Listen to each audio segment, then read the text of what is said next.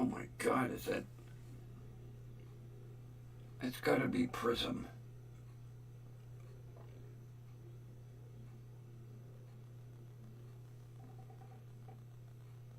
Either that or the camera.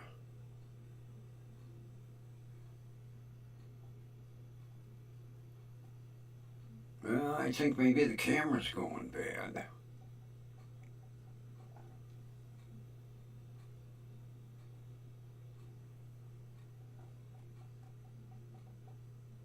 I'm going to have to check that. I think my camera's going bad. Either that or it's got to be Prism.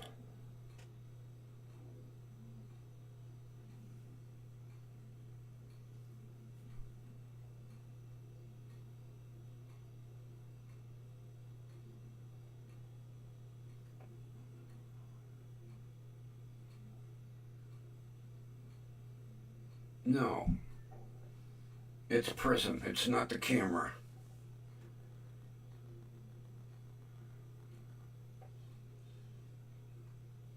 Yeah, because everything's in perfect focus on that monitor, and over here it's all crappy. Oh, Kathy's here, Runbo's here. Yeah, it's Prism acting up on this. I guess it's time to shit can it completely and just go strictly to YouTube.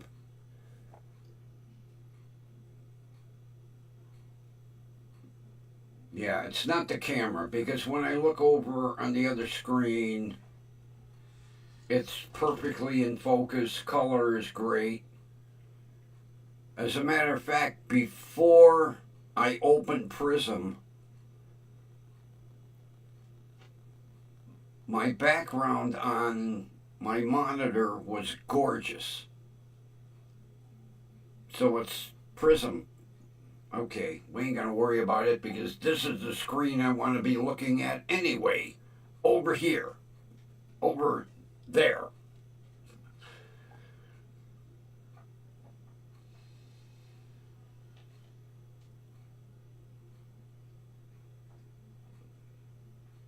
Yeah, I was gonna say, man, if the camera was going bad, these this Logitech C920, I've got two of them, and I have more expensive cameras, and these are outstanding. The autofocus, the color, everything. I was gonna say, I can't believe the camera's going bad, but it's a Prism. That's all right. That's the monitor I want to look at over there anyway. That one.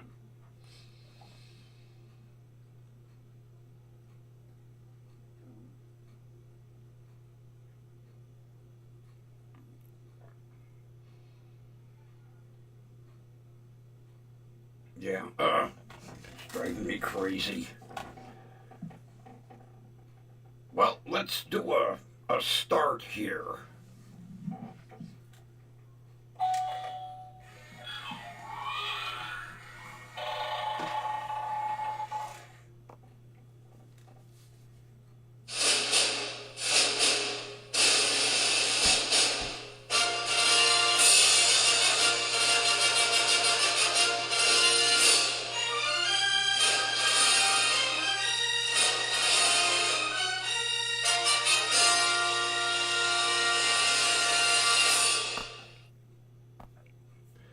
Broadcasting live from station WDWL TV Studio 1. Corporate offices located on Grumpy Bulcher Boulevard, and my private studios are located on the Grumpy Old Man Road. And for you first timers, I happen to be the Grumpy Old Man. I'm not a road. I'm just a grumpy old man. Oh, geez, all right. And the grumpy vulture. Take your bows. Pain in the ass. Uh, no spotlight for you. That's it. You're done.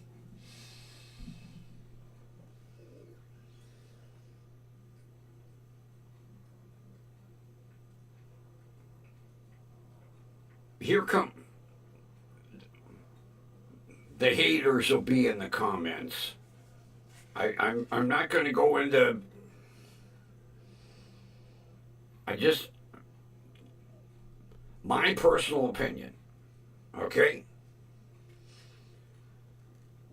watching the news on the developing king unfortunate happening. He was not a member of Congress. He was not a member of the Senate. He was not a member of the Supreme Court. Okay?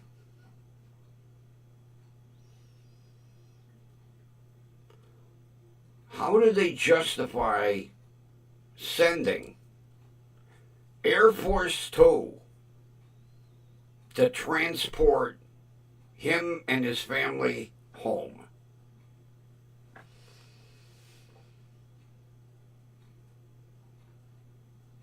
You know what it costs to run them planes?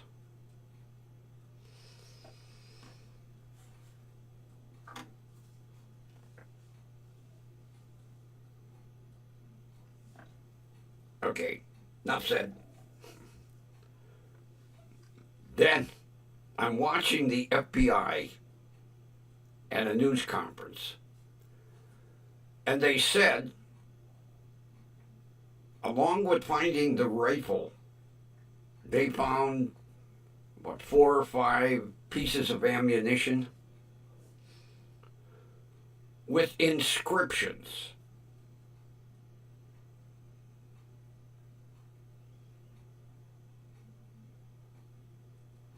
Engraved in the casings. Now, the last thing I would be doing, now, I don't know if he scratched it in with a sharp awl or used an engraving tool. The last thing I would be doing is engraving shit in live ammunition.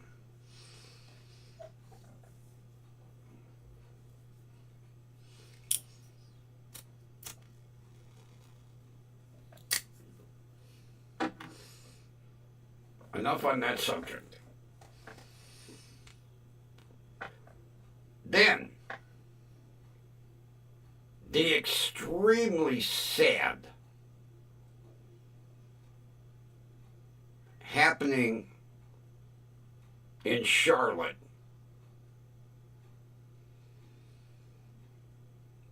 with that insane idiot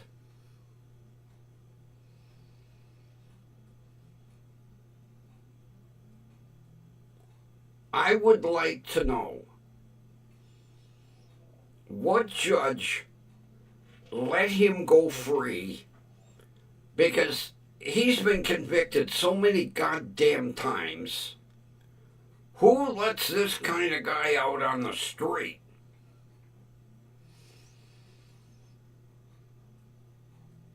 And then, watching the video,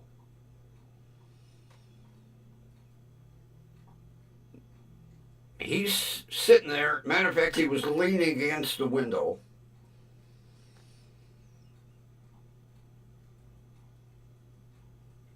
And the young lady sits down, minding her own business,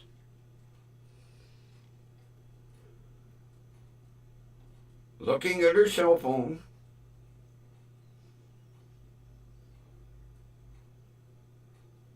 And next thing you see him opening his pocket knife. standing up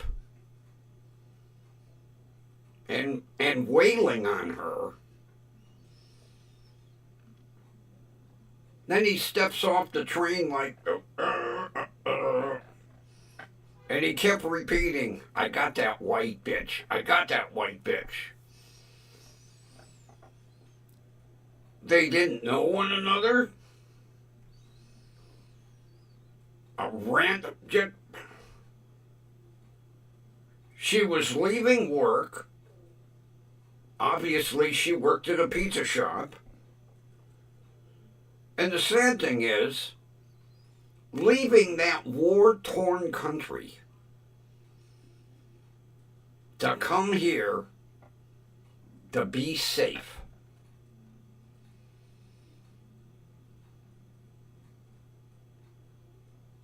And where would you expect to be safer than inside a rail car?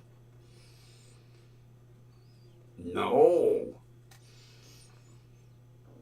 You get this psychotic idiot that shouldn't have been on the street to begin with. And just because he doesn't like white people,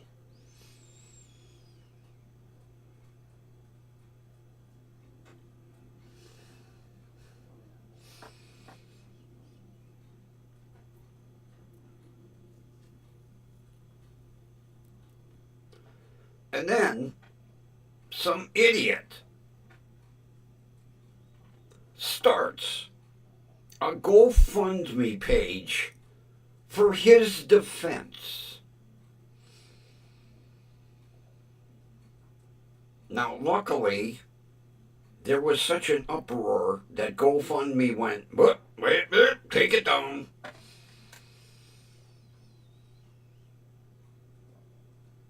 He has no defense. It's on video. Crisp, clear as can be.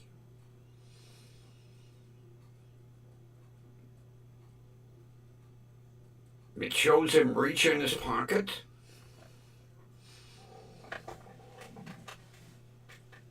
Reach in his pocket. Okay, Grumpy. Reach in his pocket.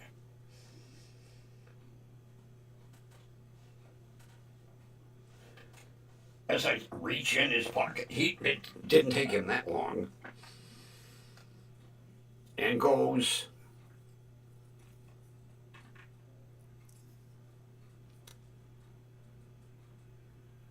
you see it, clear as day on camera.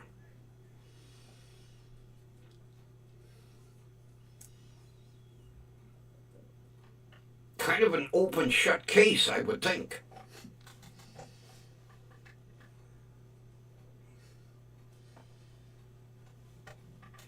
Of course, I'm sure he'll plead not guilty by reason of mental instability.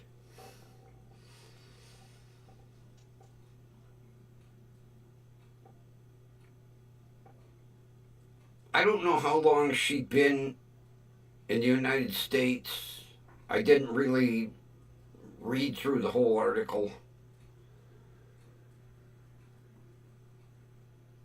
But to come here,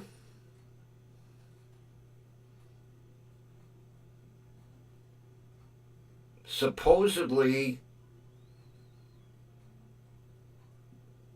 the land of the free, the home of the brave, equal opportunity for all.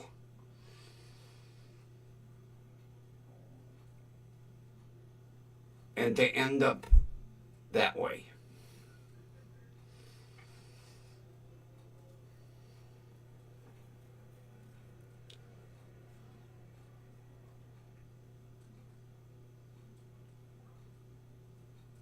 That's almost as bad, and I forget where it happened, where this guy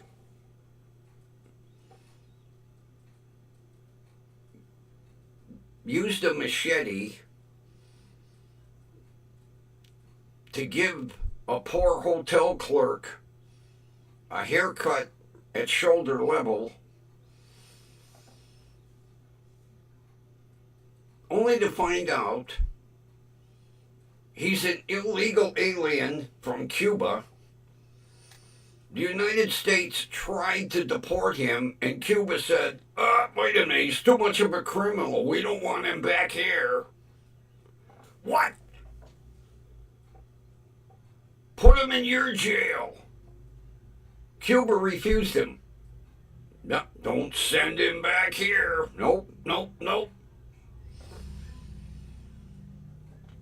I'm tired of reading about undocumented illegal aliens giving our harmless citizens dirt naps.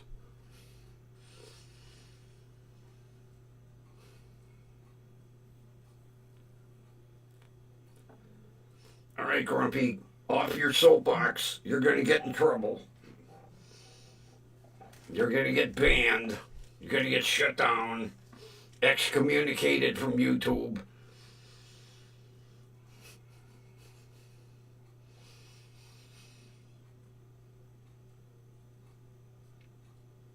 Yeah, I couldn't believe.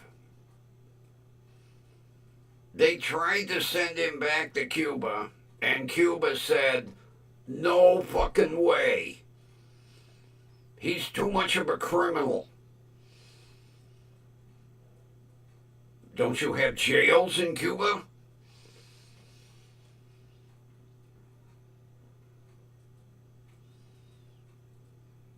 They refused him. They said to the United States, we will not authorize landing clearance for that plane if he's on it. Or a boat either. We don't want him back.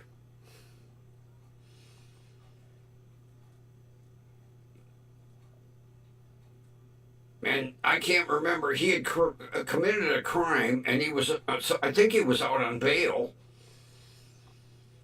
And because he wasn't allowed to use a washing machine, he goes back to his room, gets a machete, and gave the poor hotel clerk a shoulder haircut. Then he picked up the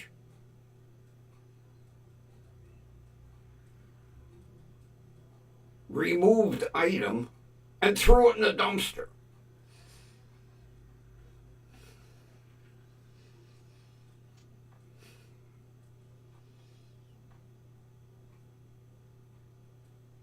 I am tired of reading about this shit in the news constantly. Undocumented illegal aliens.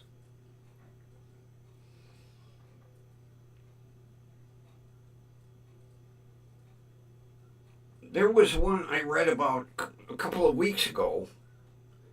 He was from, I think, Venezuela. We deported him. 2 weeks later, he was back. We deported him again. A month later, he was back.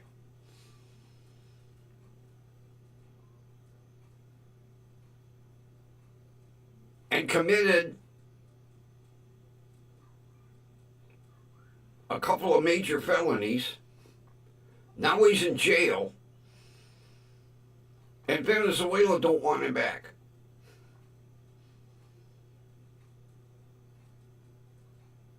How can these countries say, even though he's a citizen, we don't want him?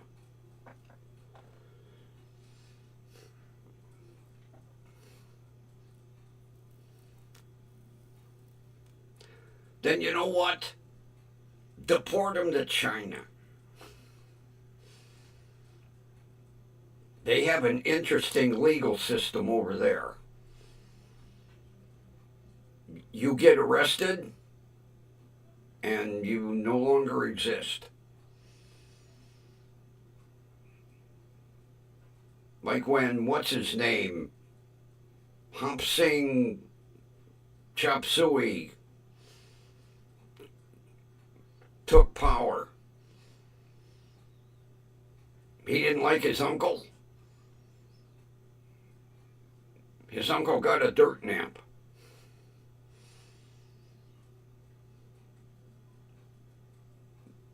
His uncle was like a general or something. And there was a meeting of I'll call it the General Assembly. The next thing you know, in comes Hop Singh Chop Suey's personal guards. They dragged the uncle out. And the uncle got a dirt nap.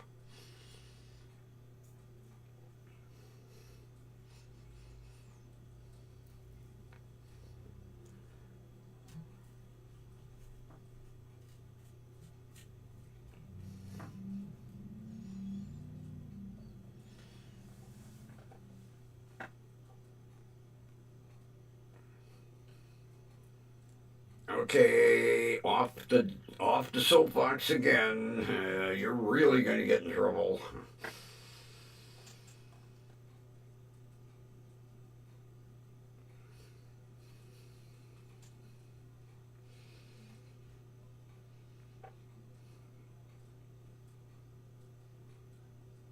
I just can't believe. Well, I could see why Cuba and Venezuela don't want him. You deal with him. You deal with him.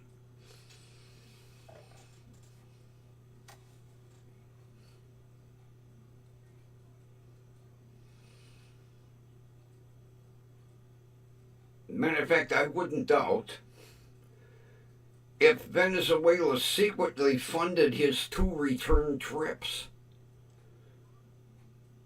How do you get back here in 2 weeks?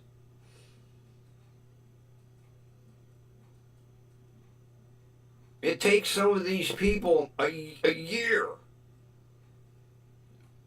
to get here illegally. 2 weeks he was back. One of his relatives said, yeah, he was back here in 2 weeks. He visited a few relatives in Venezuela and he said, see ya, I'm going back.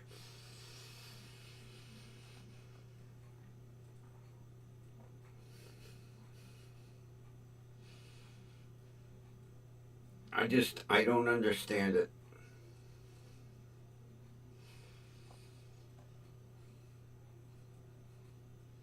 Then it was funny today, I read an article about Las Vegas. And they said their Canadian tourism is down by like 50%. And the mayor of Las Vegas said, Canadians, we love you. Come tour. Come here. We love you. I didn't know Vegas had that huge of a Canadian population visiting. Yeah, they said it was down by like 50%. And Vegas is all worried. They're like, whoa, we're losing a lot of Canadian money. And the mayor was like, we love you, Canada. Come visit.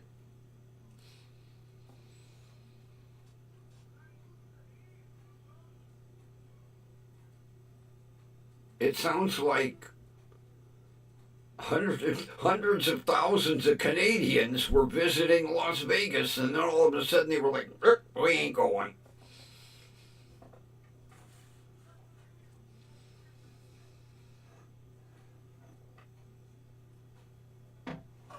Yeah, it is really, it's been a huge effect to the economy.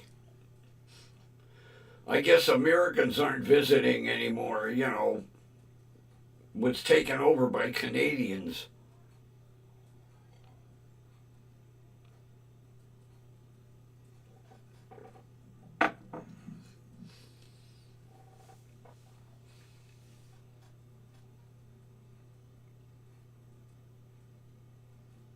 I would have liked, you know, I had the chance, and I could kick myself. I had the chance to go to Vegas for free. And it all goes back to when I was working for the limousine service. And I was transporting one of the flight crew for, at the time, American Transair, ATA. They ended up going bankrupt.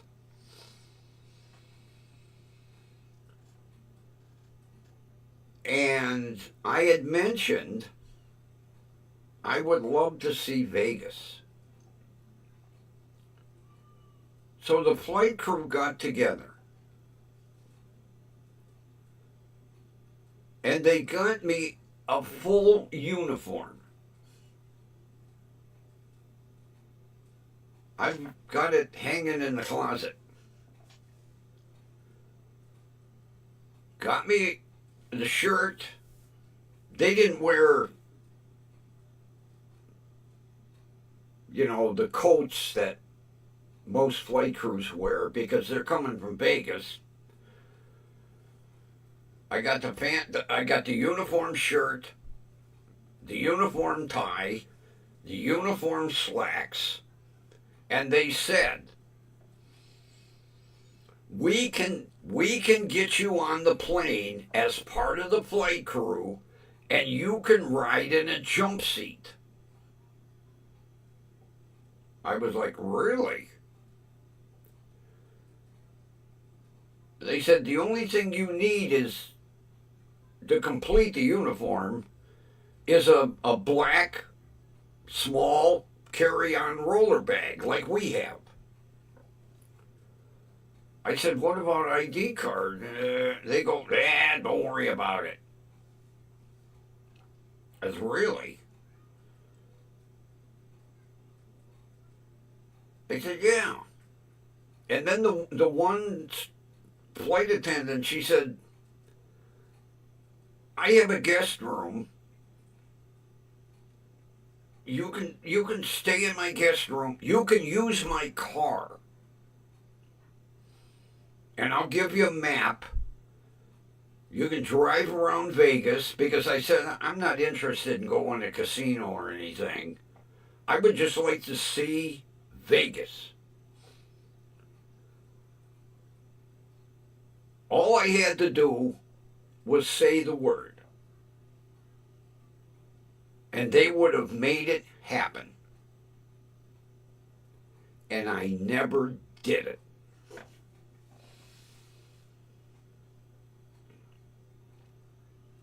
And then ATA went belly up.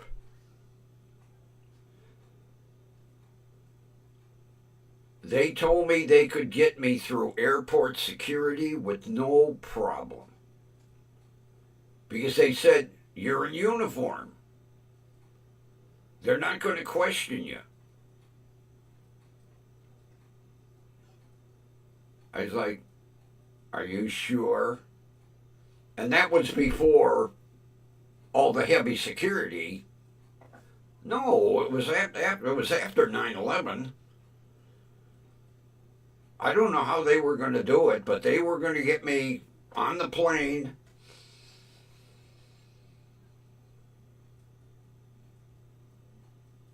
And they said basically you could assist with the drink cart, or you could pass out peanuts. They said just follow our lead. And I never did it. And to this day, I regret it. I'd have been there for 3 days. And then flew back.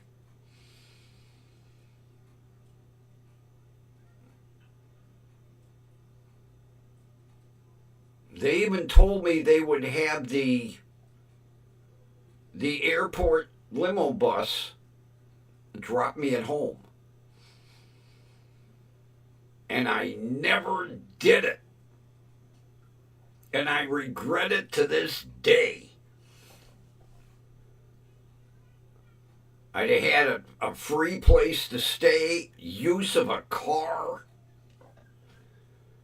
because she said she basically only lived like 2 miles from downtown Vegas. She don't. I'll make you a map so you don't get lost. And I never went through with it.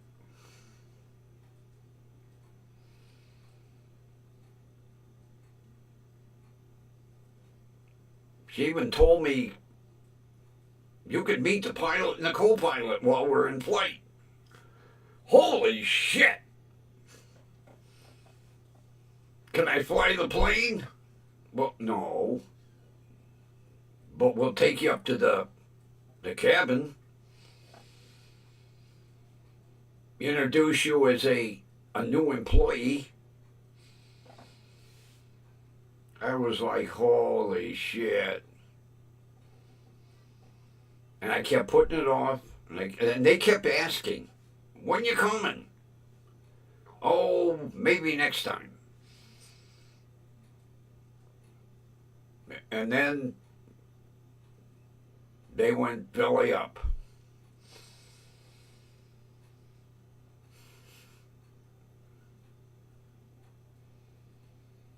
Talk about a once-in-a-lifetime thing. To fly as part of the flight crew.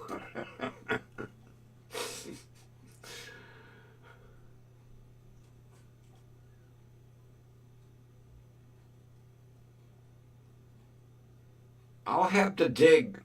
I'll wear the shirt one day. And maybe the tie.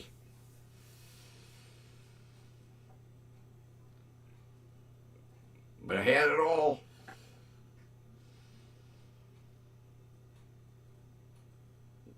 And never went through with it.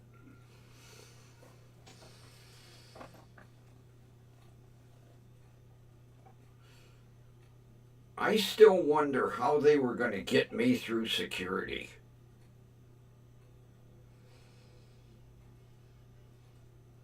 Although I guess for flight crews, not so much today, but back then it was still kind of laxed.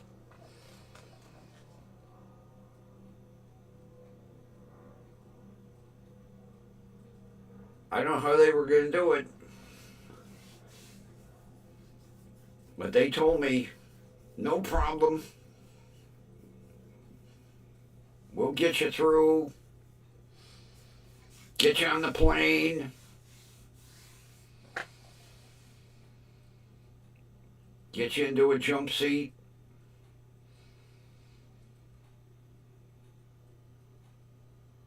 And fly to Vegas.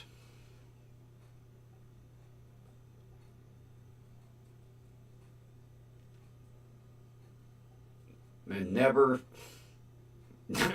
went through with it, damn it.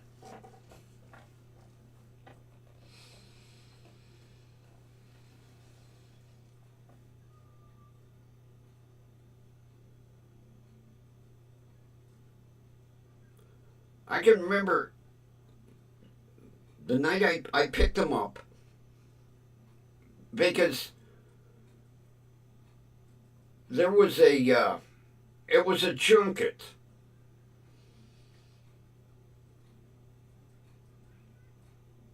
It wasn't a,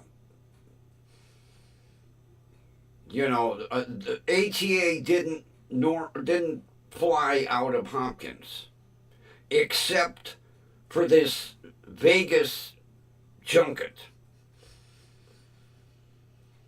I don't know whether like a travel agency chartered the plane or how it worked.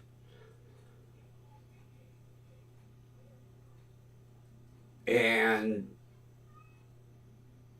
I was driving them, constantly. And I had made the comment, God, I would love to see Vegas. And one of the guys, I can't remember which one, it was hilarious. The two were gay. The two guys were gay and they were married. One of them said, "What, you want to go?" I was like, "Yeah." "What size do you wear? What size shirt? What size pants? What length? We'll get you a uniform." I said, "How are you going to do that? Don't worry about it." So they go out. 3 nights later, they come in. I pick them up to take them to the hotel. And they hand me a uniform.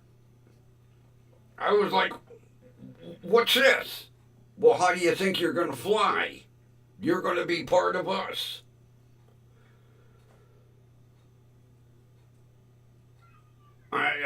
Me? Yeah, here. It's your size, right? And I looked at the shirt. Yeah. Looked at the slacks. Yeah. They handed me the tie. I said, "How am I going to get on the plane?" "Oh, don't worry about it. We'll get you through security. We'll get you on the plane." And I never did it.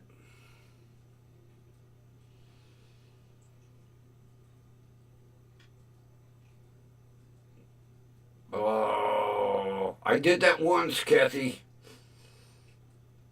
I had been riding a motorcycle since I was 14.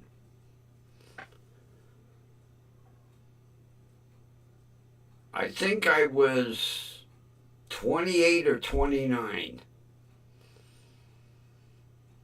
when I wiped out my neighbor's motorcycle.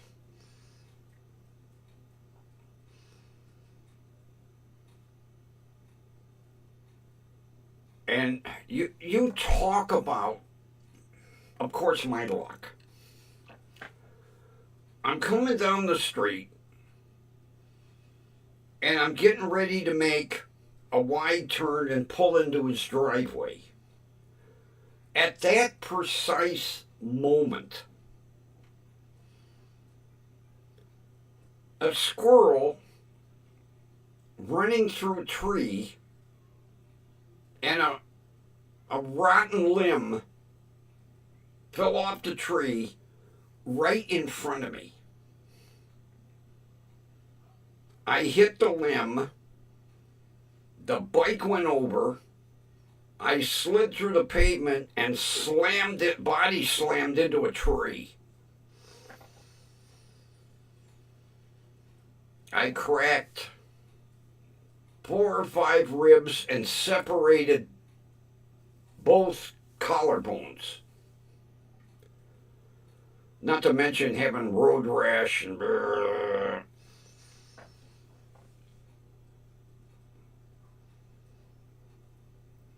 So I'm in the emergency room and they send me for x-rays.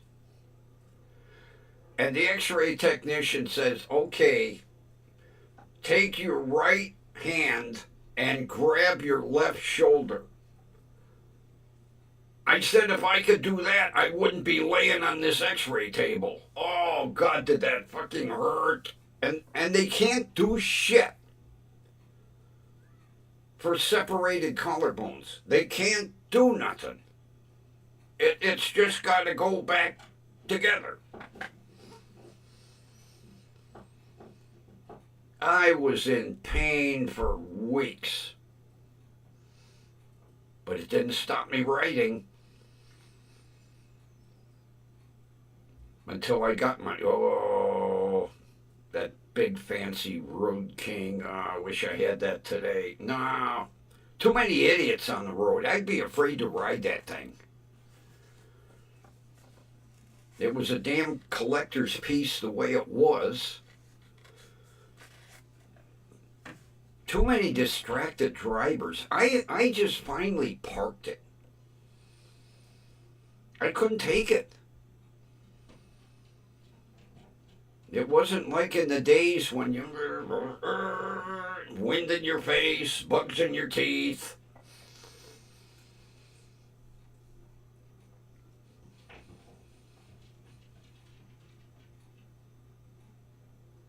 And everybody used to ask me, why do you ride a motorcycle? And I gave them one sentence. Because when you ride a motorcycle, it's when man and machine become one.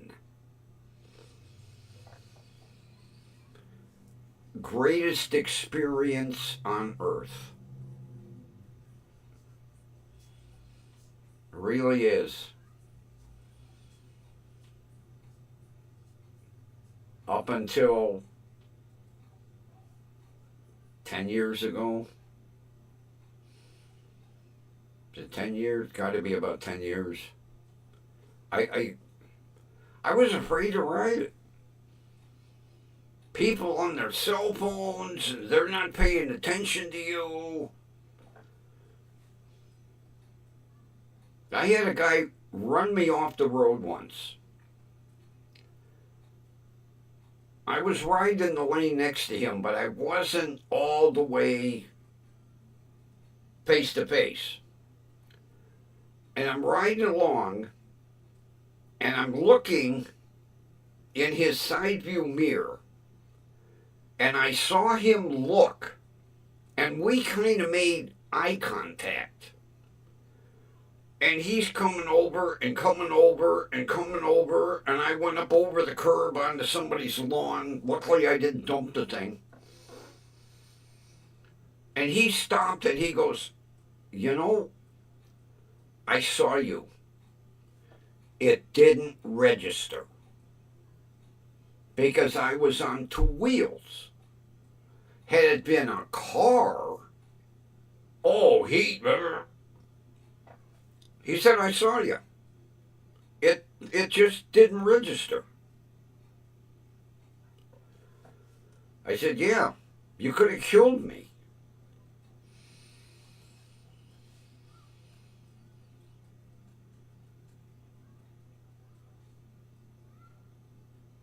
Luckily,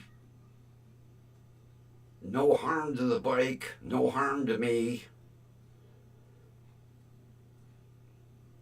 But he come right out and he said, I saw you.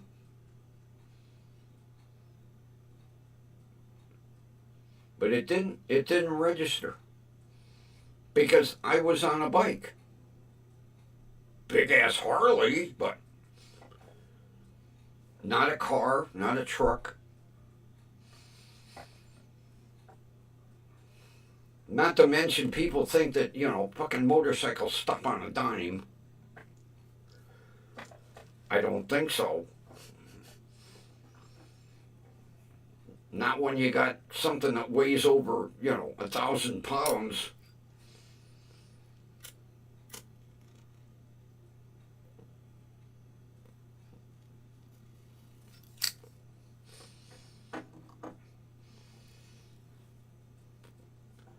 I was,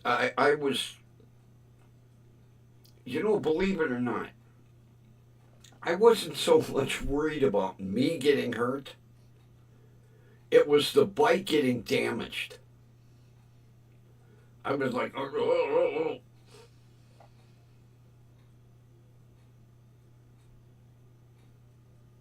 Because it was one of 2,500 Road King Screaming Eagles. And it was one of one built with a 6-speed transmission. Because mine was the last one off the assembly line, and they came up short with 5 speeds. And the upgrade for the next year was a 6-speed. And they called me and they said, well, we have a problem. I said, I don't want to hear a problem. They said, well, one of two things. Either we upgrade your bike for free with a 6-speed transmission, or you wait a month until the vendor sends us another 5-speed. And I said, how much of a delay if I say go ahead with the 6-speed? They said, no delay. Good. Build it. And then I said, I want official documentation from Harley Davidson that this bike is a 1 of 1. And they said, when you come pick it up, we'll have the official letter from the vice president of production. And I did.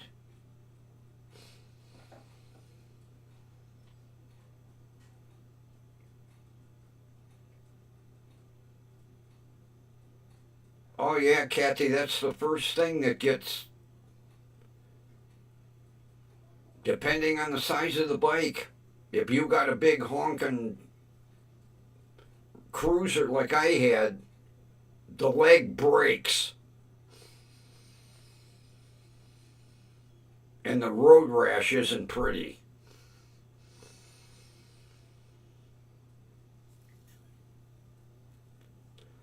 That's why I wore leather pants. Actually, chaps. I had a leather jacket, a heavy leather jacket, not a cheapie. And chaps.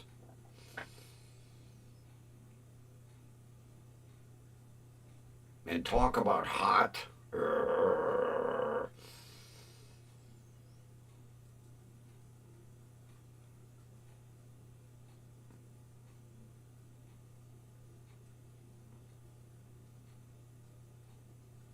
I don't know what happened to the... I know I sold the jacket. I don't know what happened to the chaps.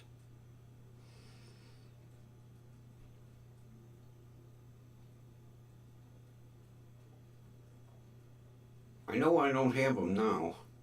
Although what am I going to wear them for? Put a pair of chaps on and then I'm going to shoe a horse.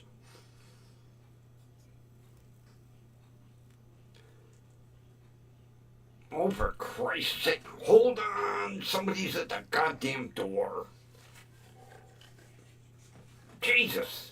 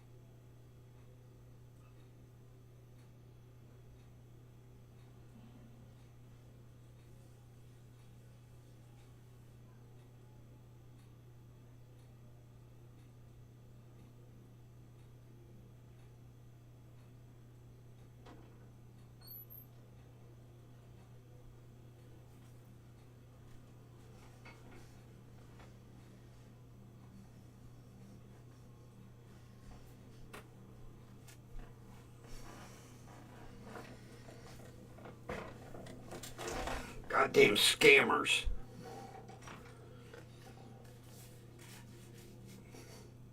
Hi, I'm from the Ohio Utilities Commission. No, you're not.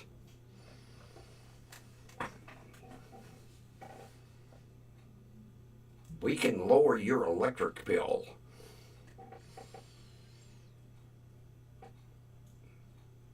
I got sucked into one of these idiots a couple years ago. They sign you up with some high-priced goddamn electric company. And then it takes you forever to get out of the contract.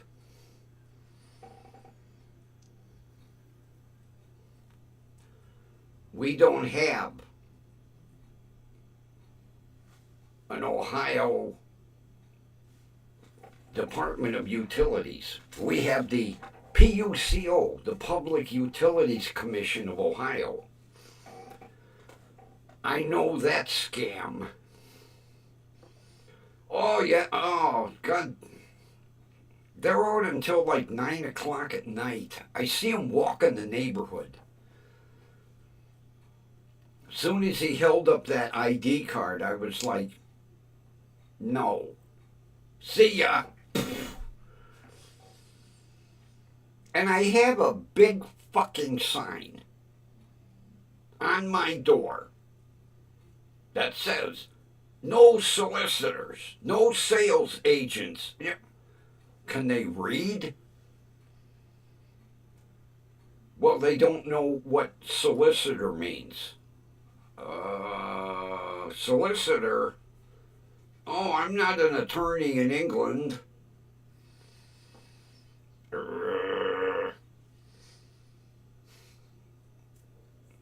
It's yellow with big black letters. First line, no solicitors. Second line, no sales agents. Third line, no religious preaching organizations.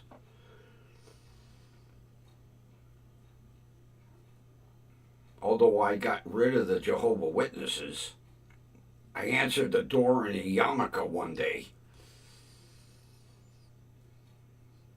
They were like, well, sorry. Shalom. Yeah. Selective eyesight, and they don't understand the word solicitor.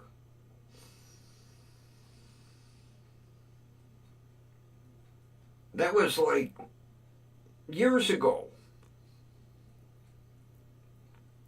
I was a notary public. And I made the mistake of hanging a sign out front that said, Notary Public.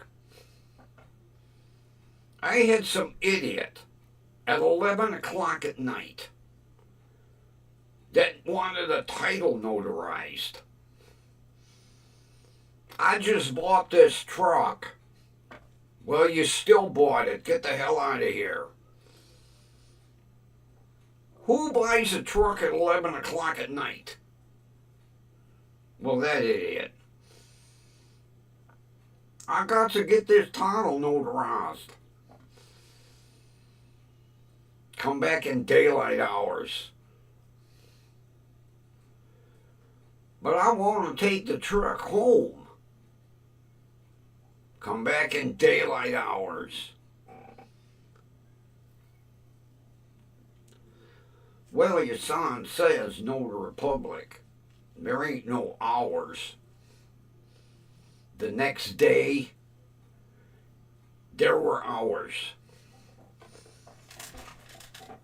Show up at 11 o'clock at night. I got to get the title notarized. You still got to get it notarized. See ya.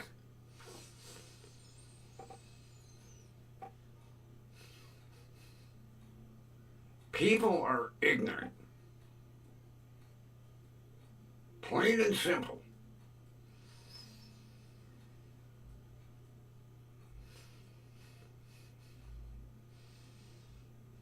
The next day, notary hours, noon to 6. No Saturdays, no Sundays.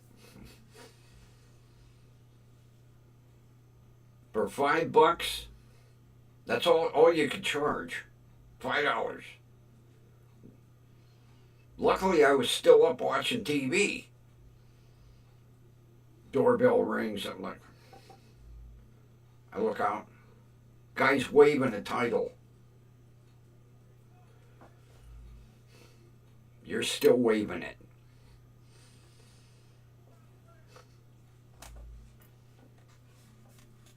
Okay. I'm going to test your candy memory. Because today I found a list of candy that is no longer made. Oh, look who's here. Linda's here.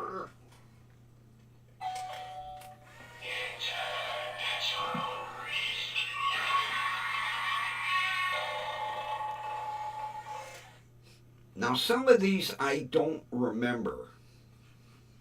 Some of them I do. Like PB Max. I don't remember that candy bar. I remember Reese's peanut butter and banana cream.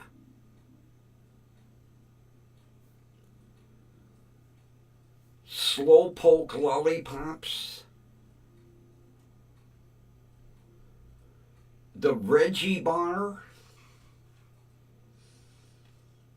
The 7-Up bar. The Willy Wonka bar. How about Kit Kat Coconut? I remember that one.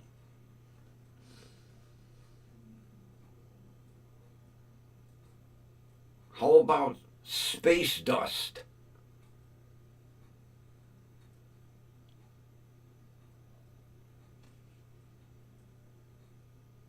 Sugar Daddy Suckers.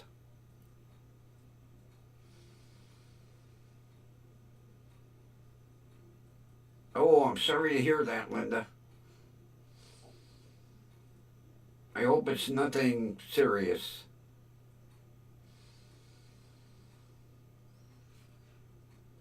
One of my favorites, the Sky Bar.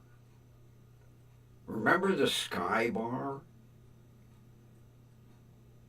4 flavors.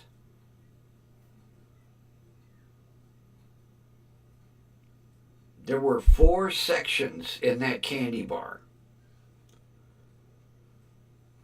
One being caramel, one being vanilla, one being peanut, and one being fudge. You had like 4 little mini candy bars in one. I love that. Another one I really liked was called the Zero Bar. It was covered in white nougat.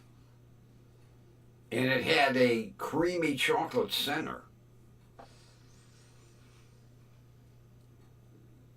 I remember the Marathon bar.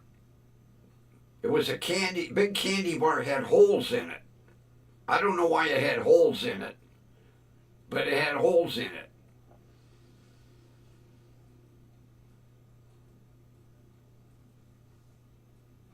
Well, I hope it passes quickly, Kathy.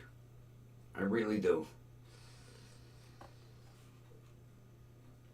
How about Hershey's Bar None? I don't remember that one, the Bar None. Hershey's Milkshake Bar.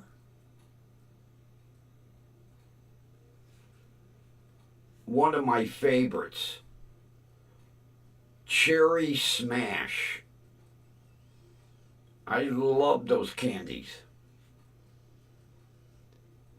Bit of Honey.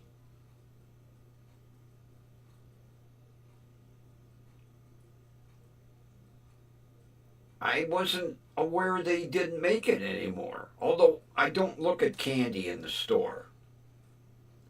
And candy cigarettes.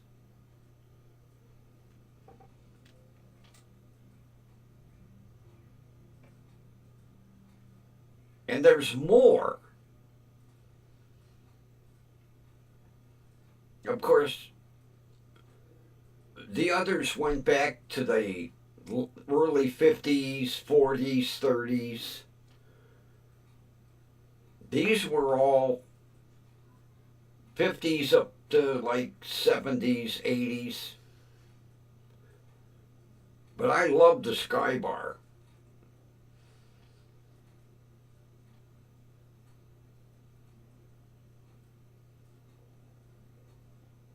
But see, kids today, it was like after our generation, a lot of that candy wasn't being purchased. And after a while, they just do away with it. You have candy cigarettes down there? I haven't seen candy cigarettes up here in years. Because that would catch my eye. Because I remember as a kid, we all had. Everybody walked around with a candy cigarette. Oh, look at me, I got a candy cigarette. I haven't seen them.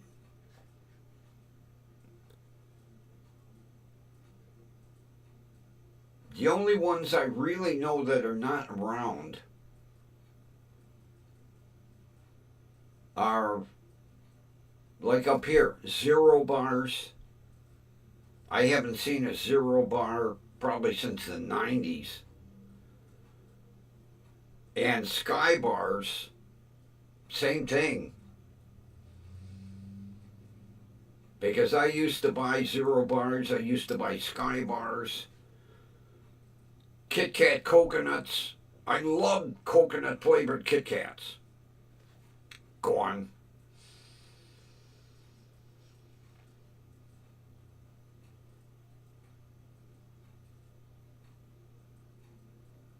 I remember Space Dust.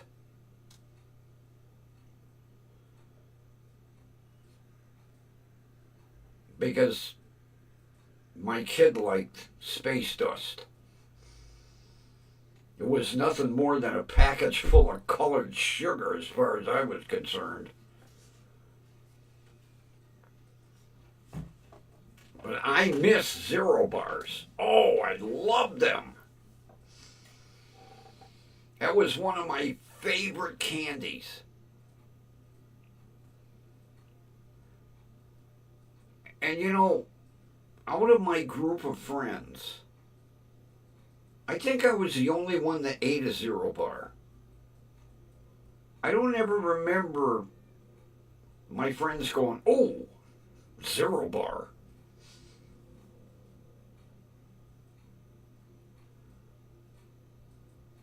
But Sky Bars, oh God, I used to buy them. God, I used to buy 3, 4, 5 of them.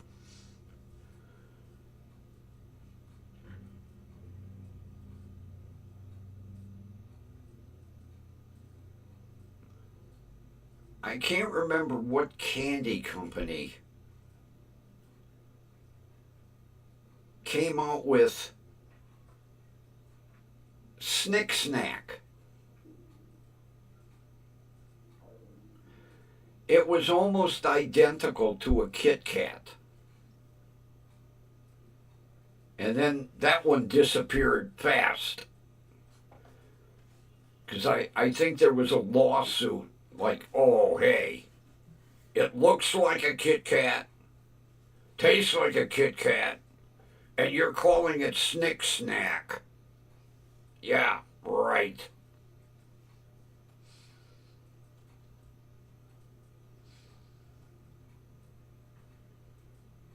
Oh, yeah, I see them at Dollar Tree.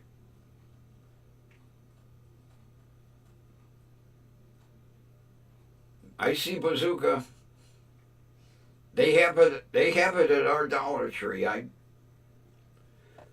don't chew gum anymore, but if I did, I used to like when you would buy Bazooka, there would be a little comic with Bazooka Joe. It was like a little 4-page little comic strip. And the hero was Bazooka Joe.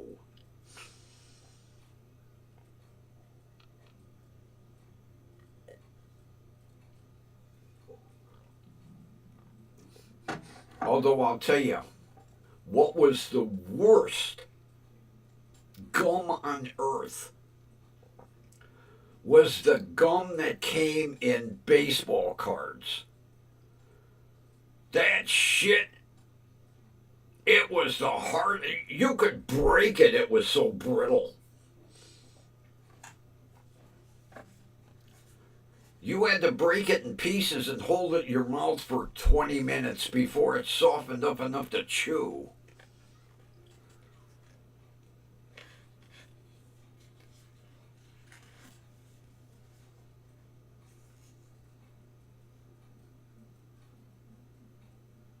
Oh, is that? I remember the Snick Snack. And it didn't last long. I think it was like 6 months and it was off the market. Because it was too freaking close to Kit Kat. Come on. Kit Kat, Snick Snack. Bar looked the same. Tasted the same.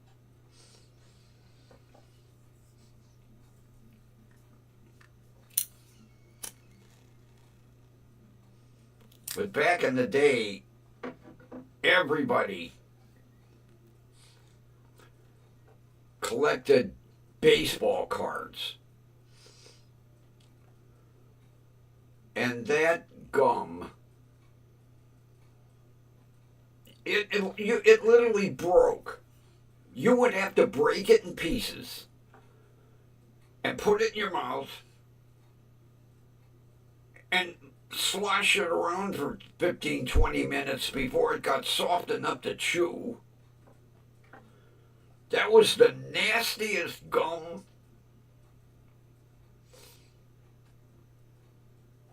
Oh.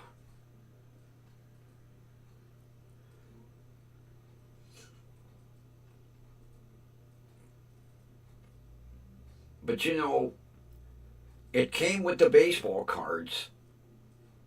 And you really didn't want to throw it away.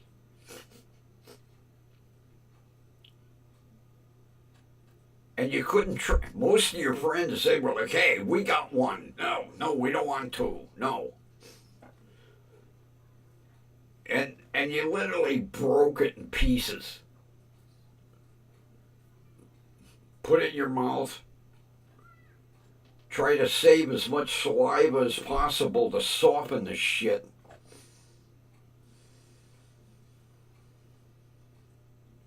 That was the nastiest gum on earth.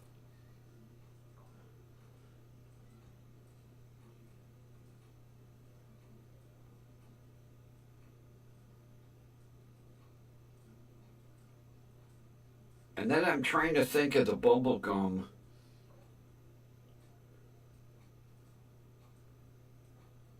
Bazooka was a little square.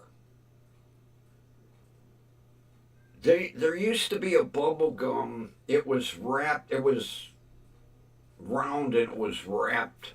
You got one big round. That was another one that was hard as can be.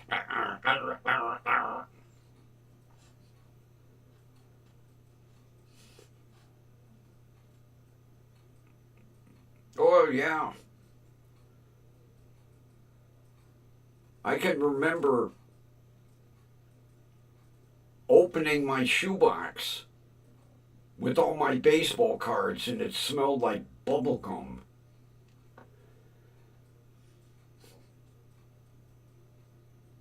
I had them up in the attic. And I'll tell you what, I had some real collectibles. And my mother threw them out. You're too old for baseball cards.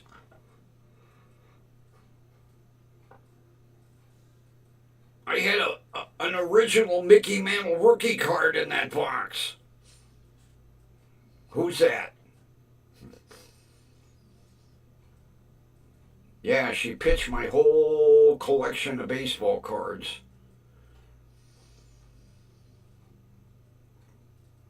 And I know I had a Mickey Mantle rookie card because my baseball cards were pristine. I filed them by team,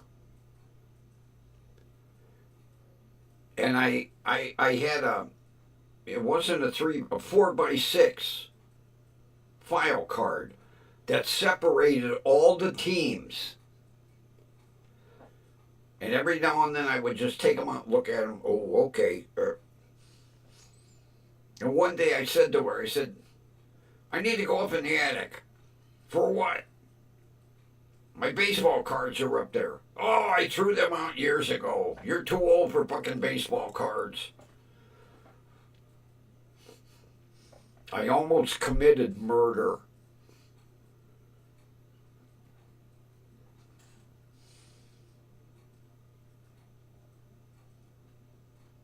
I said, you didn't call me? Well, they were up there forever. Yeah, they were safe. No, she opened one day, fucking baseball cards. Threw them in the garbage.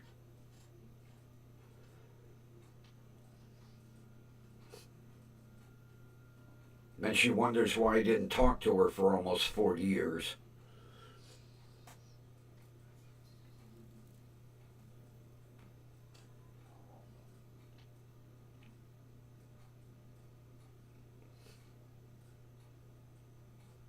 Because very, very rarely would I even trade them.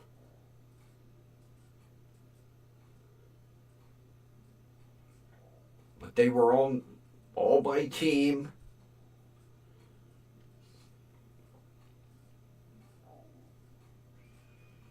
Threw them away.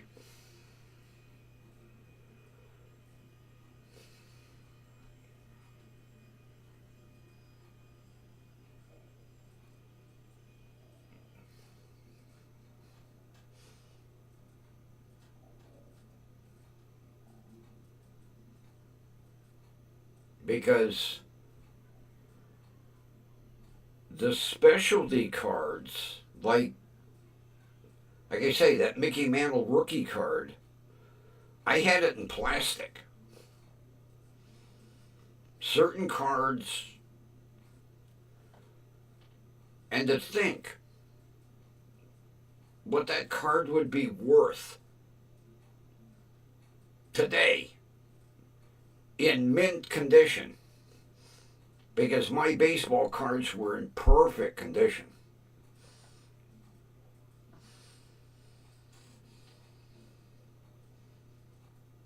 Threw them away, whole shoebox.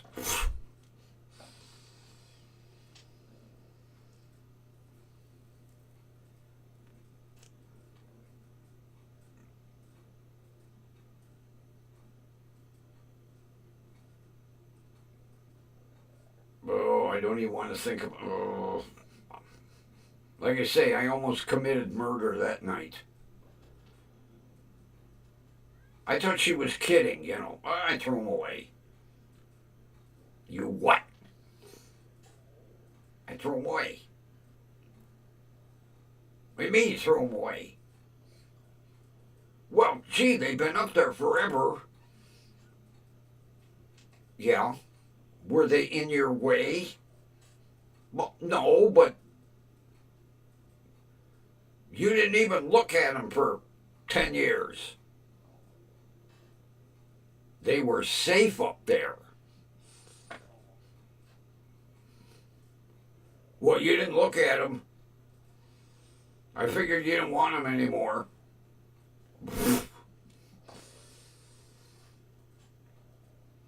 At that point in time, Had she not been an ex-professional wrestler, I'd have put her in a garbage can head first.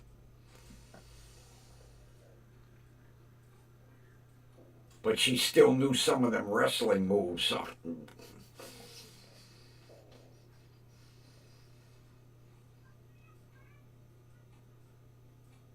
I could see my father coming home from work and her and I rolling around on the living room floor. She got me in a full Nelson. What's going on in here? She threw my baseball cards away. Yeah, why are you on the floor? Because I tried to stuff her in a garbage can. But she got the best of me.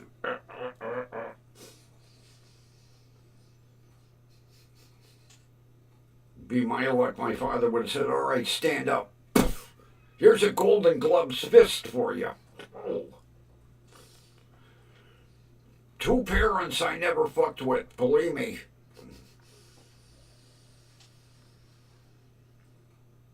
Even after I was married and out of the house,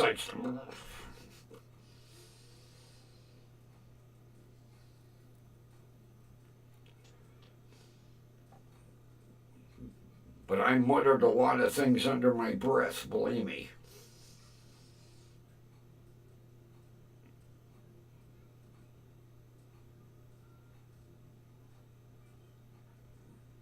Oh, Kathy, he did that once. Oh my God, I thought he broke my eardrums. He thought it was funny. Here. Ow, ow, ow, ow, ow, ow, ow, ow, ow, ow. How'd that feel? I don't know, I can't hear. I thought he literally broke my eardrums. And he thought it was funny. I didn't know anything about that term. He said, when anybody ever box your ears? I'm thinking box, you know. He said, no, come here.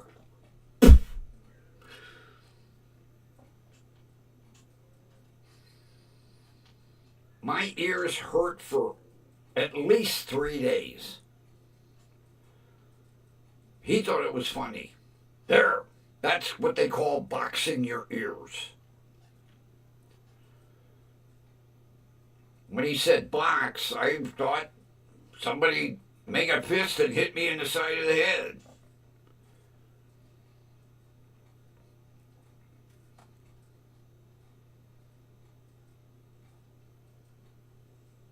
And then people wonder why I'm screwed up.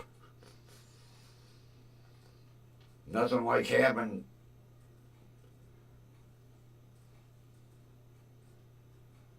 drunken, chain smoking, ex-boxer, ex-wrestler parents. Made for a real fun childhood.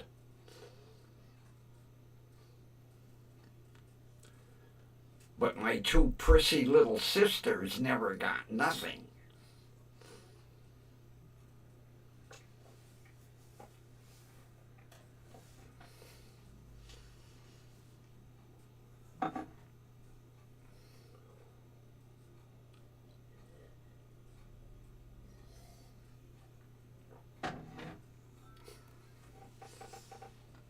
Yeah, but you know, Kathy, back then, it wasn't child abuse. Nobody did nothing about it. And if you went to school and said something to a teacher, the teacher'd write a fucking note home, and then your parents would kick the shit out of you because you came home with a note from the teacher that you told them, you know, you were getting the shit kicked out of you at home. Not like today.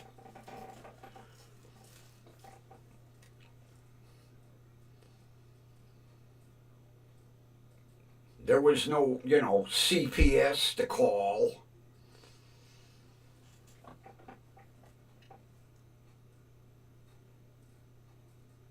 But it was that time, Kathy. It's not right, but it was that generation. Like I say, if you did something wrong at a neighbor's house, the neighbor kicked the shit out of you, then marched you home to your parents, and then your parents kicked the shit out of you, and they thanked your neighbor. Oh, I'm glad you. Don't worry, he won't do that at your house again. The neighbor would be like, well, yeah, because I kicked the shit out of him. Well, don't worry, we're going to kick the shit out of him again.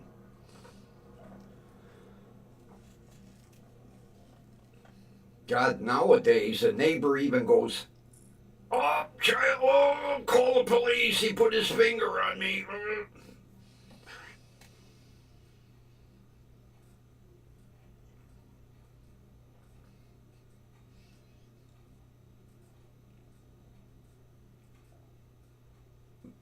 That's like today, up at the Indian store. There were these 3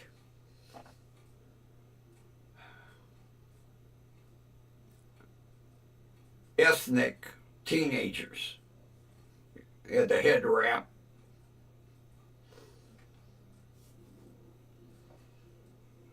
I'd say they were 14, 15, maybe 16.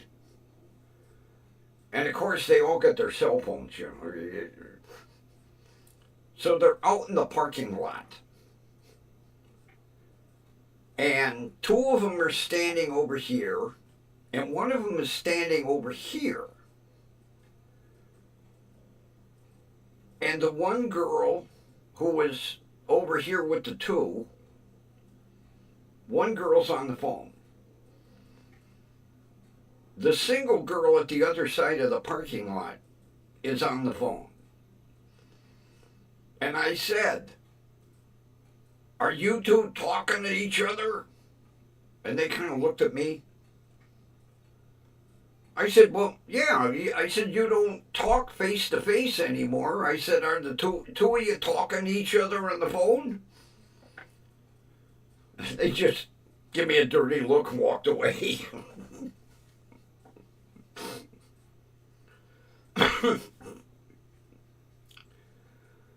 I thought it was a joke. They didn't think it was funny.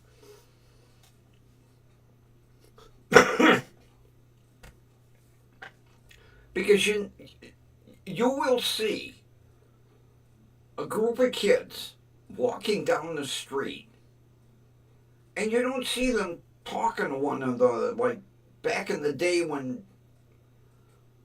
they're either texting or they're on their phone. I said, yeah, this one's talking to this one rather than the 2 that all getting together in a group and talking together. They just like, old man. Then the 3 of them turned and walked away.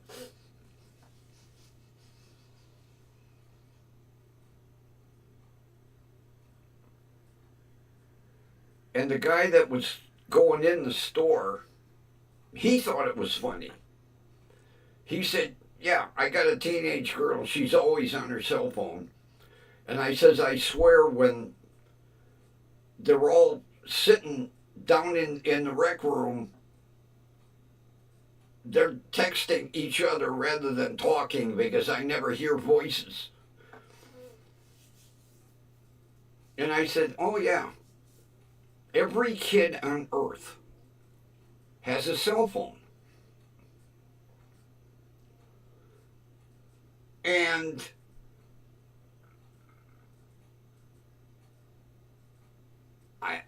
I drive past the grade school and I see like kindergartners coming out of the school with a cell phone. Every kid today has a cell phone.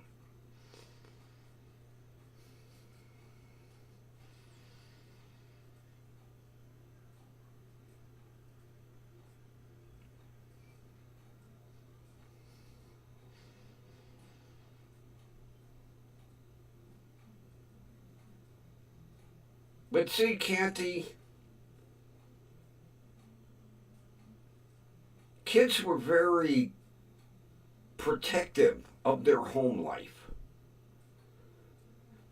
So hardly anybody probably knew that they didn't have water.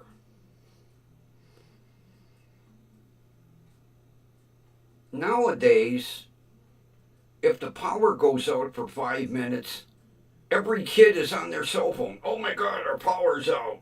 Okay, power's on.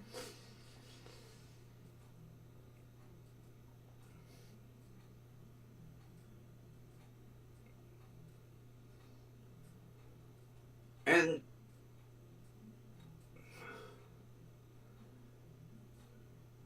I drive past my old alma mater, John Marshall High School. And if you're facing the school, on the left side is the student parking area. Behind the school is the teachers' parking area.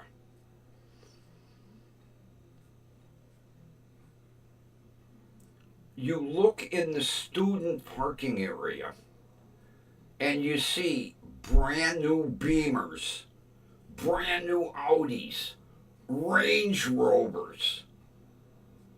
Who's paying for this shit? I counted at least 4 Range Rovers when I drove past that lot today.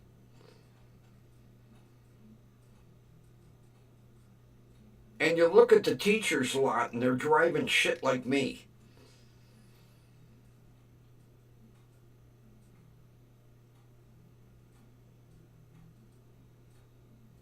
I can't believe a parent would be making like a $600 a month payment on a Range Rover for a teenage kid.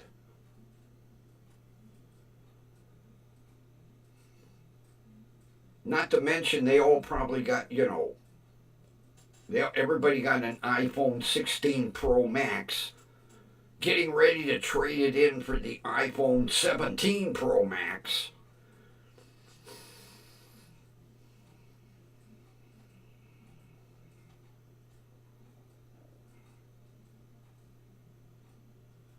Well, they need to pass one here.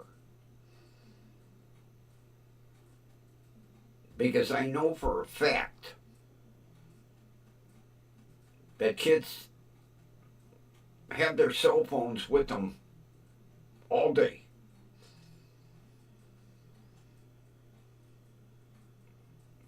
Cell phones should be left in the locker until school is over.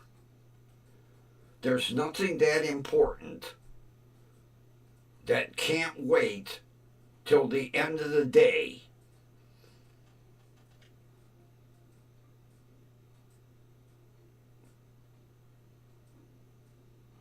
But no, in Cleveland, them kids got them phones with them constantly.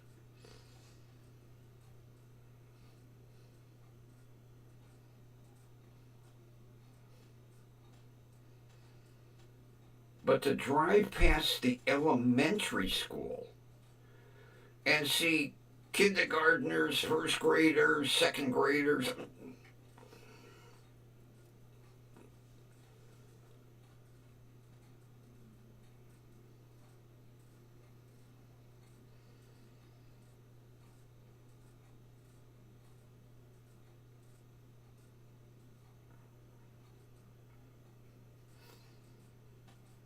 But see, Kathy, I could guarantee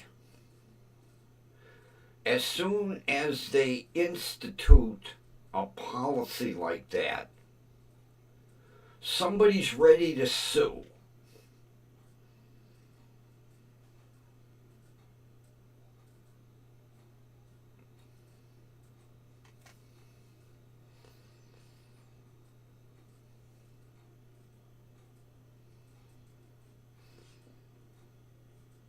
Oh, Linda, I believe that 200%.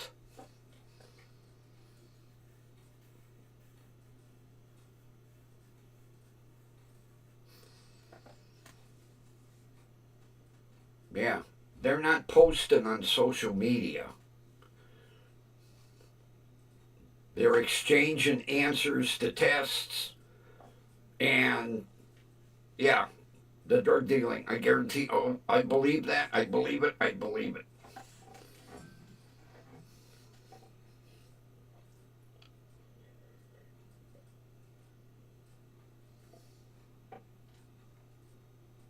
What a wonky cup. Jesus.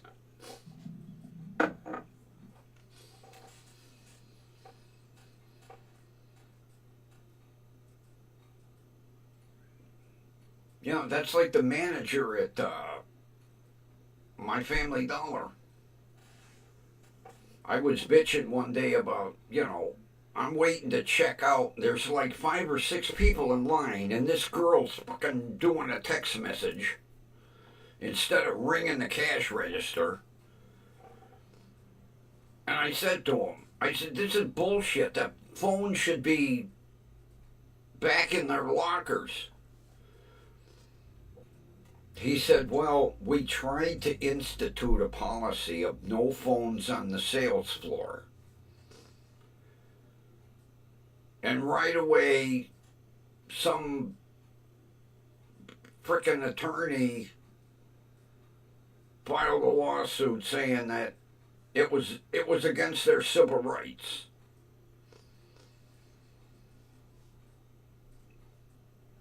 So Family Dollar withdrew the policy.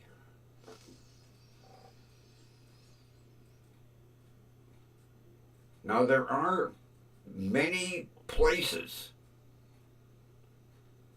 that you are not allowed to have a cell phone during business hours.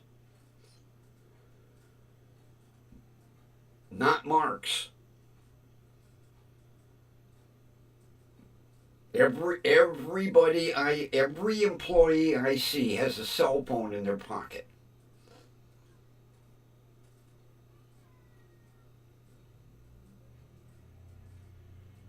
Matter of fact, my little cutie cashier, she pulled hers out of her pocket, showed me, oh, I got a new. It wasn't an iPhone. I forget what she got. Back in her pocket.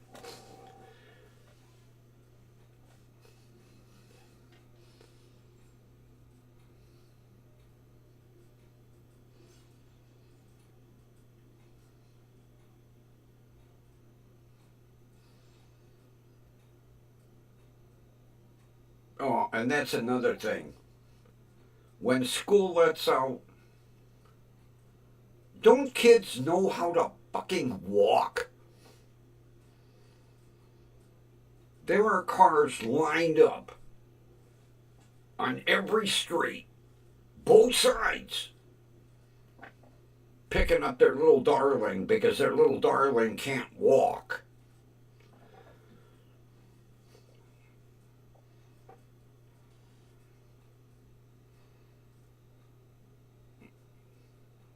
Christ, I can remember having snow ass deep and having to walk. Not today. Oh, little darlings can barely walk from the school across the street to get in the car. When Marshall lets out, you can't get up and down a side street. There are cars parked on both sides.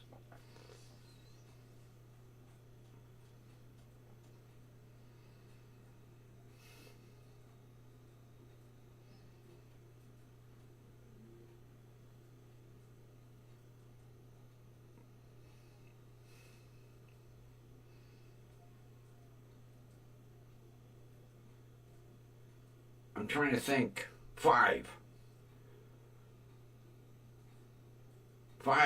per elementary school, it was 5 blocks. Now, to junior high school was 15. That was a long haul.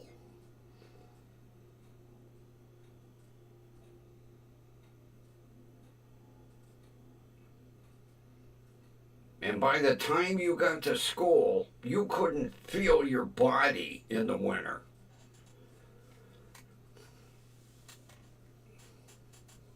Yeah, it was 5 blocks to grade school, 15 blocks to junior high, and then 2 blocks up to Marshall from my house. And believe it or not, I drove to school.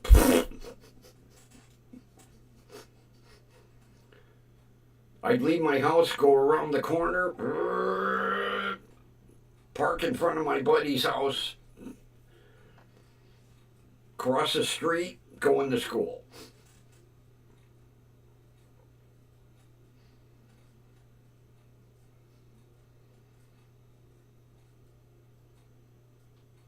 And if somebody parked in front of his house, I parked in his driveway. Of course, I had his parents' permission.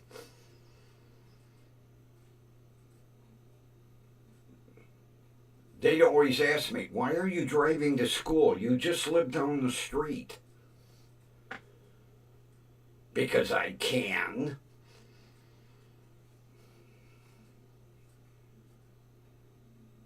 Well, yeah. That's why they have the bus service.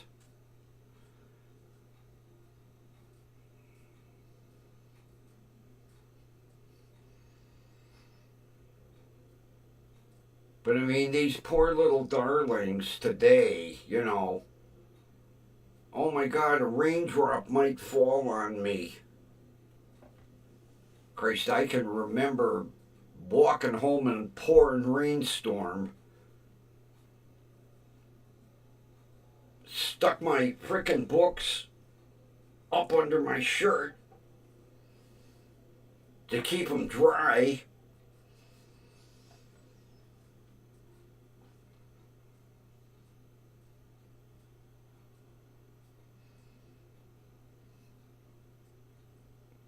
I always made sure I had a grocery bag. Of course, back in the day, it wasn't plastic, it was paper. But if it was raining on the way home, I put my books in the bag and tucked them up underneath my clothes, walked home like this.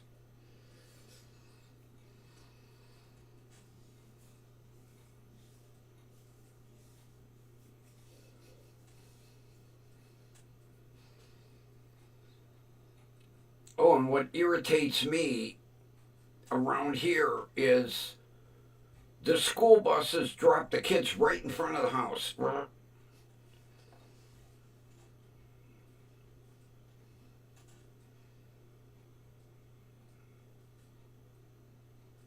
And I'm talking high school kids.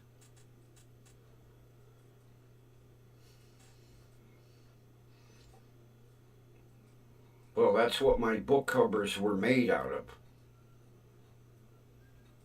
Old grocery bags. Because my father didn't want to waste the money on book covers. But we got a whole shitload of grocery bags in the pantry. We have a book cover.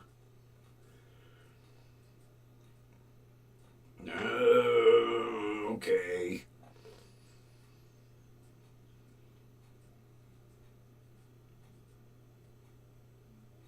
Yeah, every other kid had book covers they bought from Woolworths or the drugstore.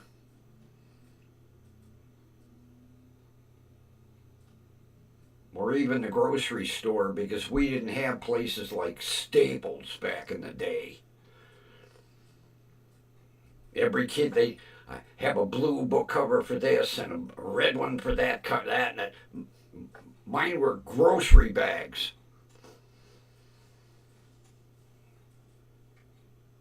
Yeah.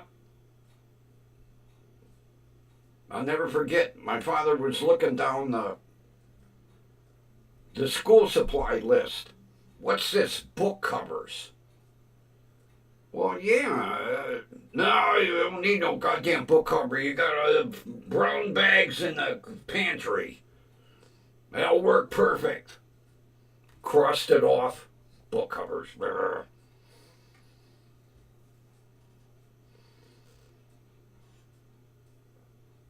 You had to have, like, glue. You got half a bottle from last year. Use that.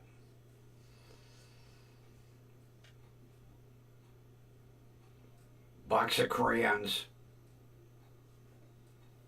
You only used half of these crayons. They're fine.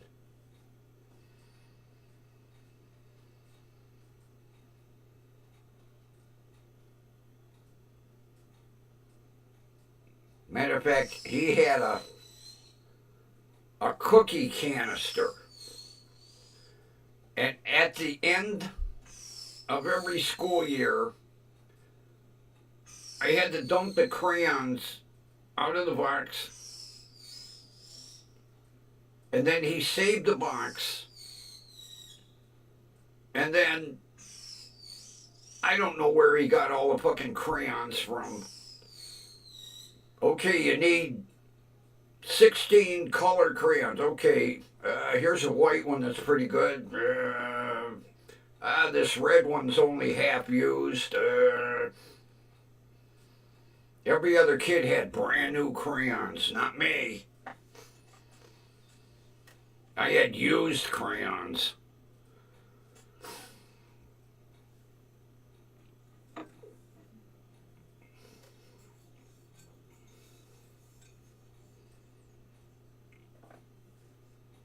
Yeah, he'd go down that school supply list, book covers. Got brown bags in that. Those will work fine.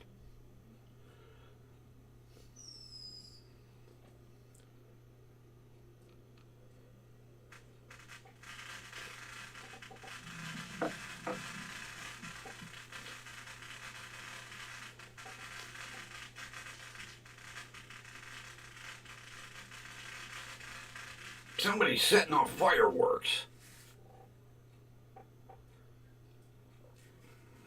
Somebody's setting off fireworks. It's not the 4th of July. They must have found some leftovers. Oh, we forgot to shoot these off.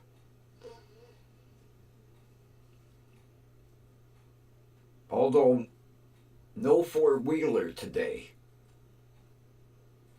I just realized that. Now watch, it'll go by.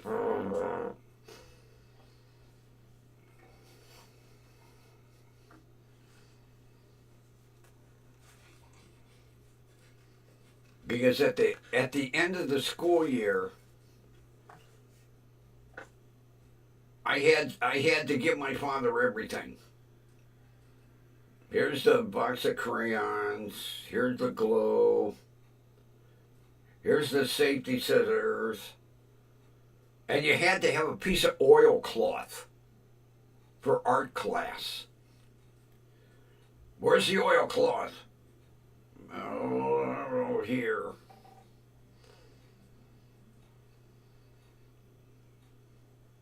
Watercolors. Where's the watercolors? Well, these are okay. They're only half used.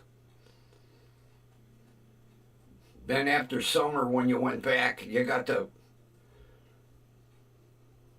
the school supply list. Well, book covers, we got paper bags. Cross that off. Watercolors. Yeah, these are usable here. Cross that off.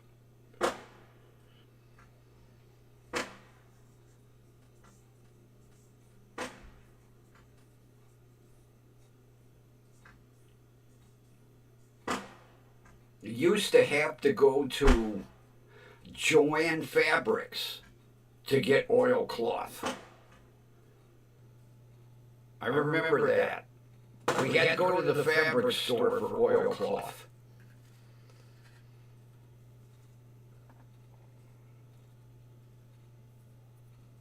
Everything else you could get at the store, you know, drugstore, they have a little school supply section every year. Grocery store, they have school supply. But oilcloth had to go to the fabric store. And then the girl would be like, what size? 18 by 24. Here you go. That'll be 50 cents. What? Awful expensive for that. All right. You better save that.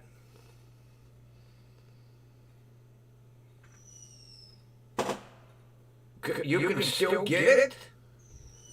I didn't know they still made that shit. What would you use oilcloth for today? For tablecloths or something? I didn't think they still made that shit. You hear the fireworks?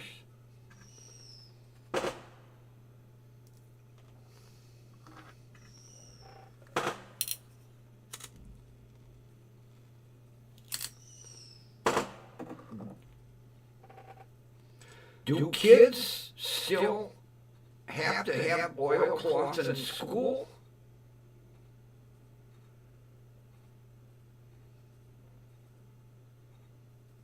I didn't think they still made that shit. I've never looked for it. It's not like, oh, gee, tomorrow I'm going to go to the homeless depot and see if they got oilcloths. I'll be damned.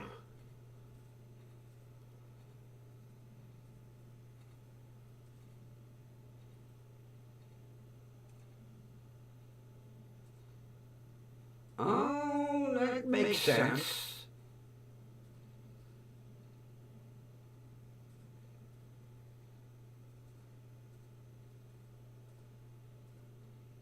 But that's a lost art. It's not like back in the 50s, you know, 40s and 50s. I remember my grandparents had their couch reupholstered.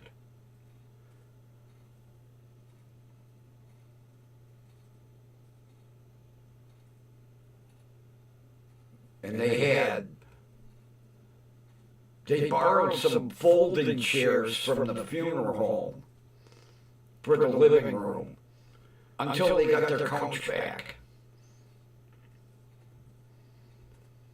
Because it was cheaper to reupholster the couch than buy a new one. Because I remember that the old couch was dark brown and the new couch was like medium blue.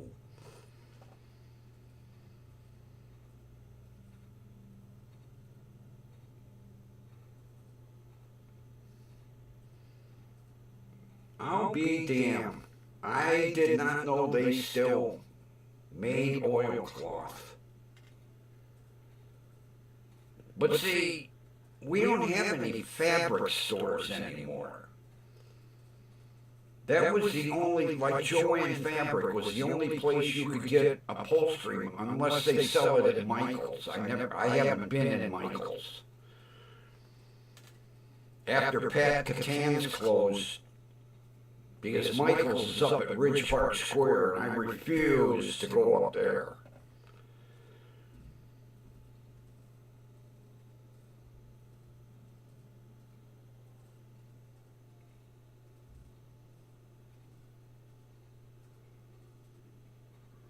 Well, they're learning kind of an antiquated trade.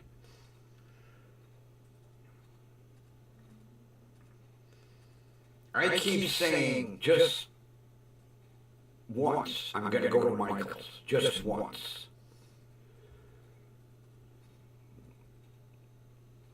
Because they probably carry oilcloth at the craft store and reupholstery. The last time I bought material was when Pat Catan's was closing.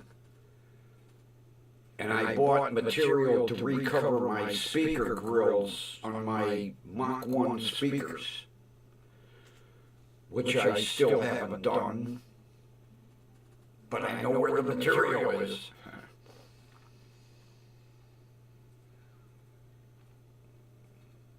Yeah,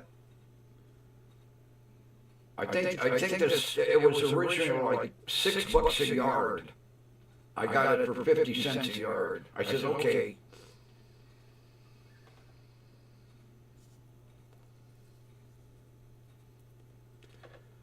Well, you know, if we had a Michael's that was closer.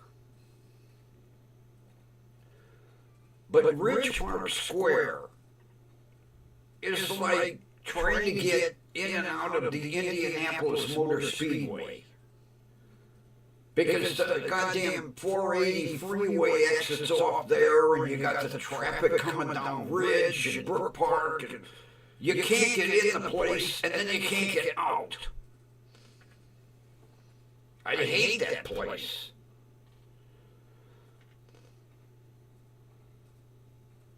And that's the closest Michael's.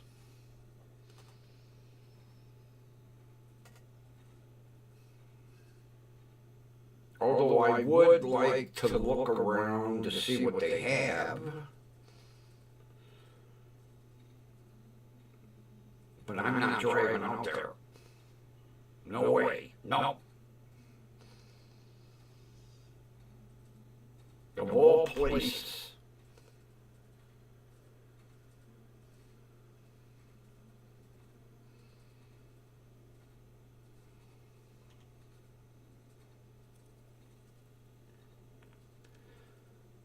Amazon? Yeah, but I don't need any. I just remember every year we had to have oilcloth.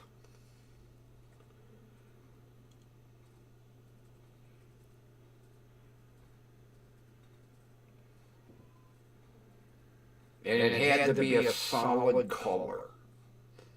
No pattern. Red, blue, green, yellow. No stripes, no, not.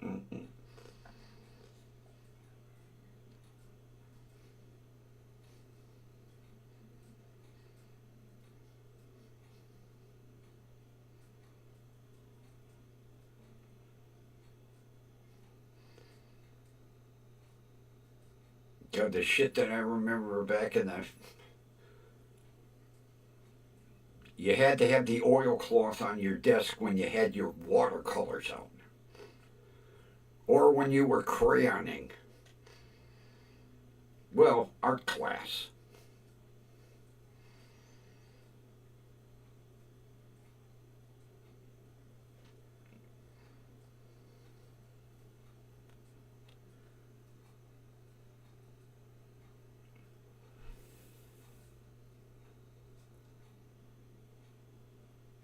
God. I was going to say it seems like eons ago. It is. Jesus.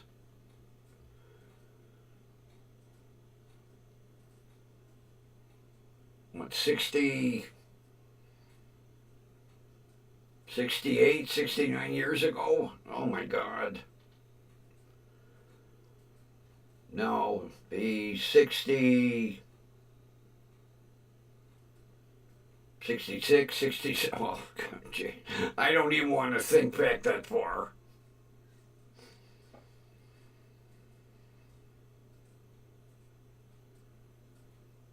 Unbelievable.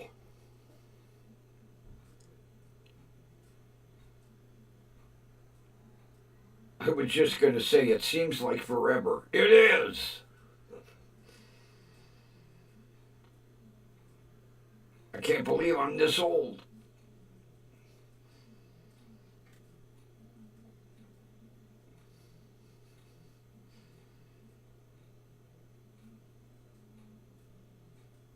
I still remember my first day of school.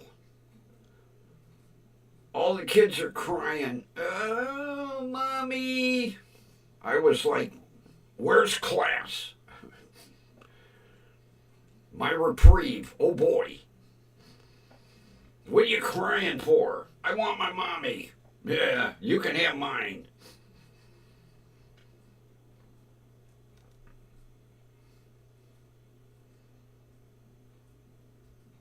And I'll never forget, I remember to this day the girl I sat next to in kindergarten. Oh my God.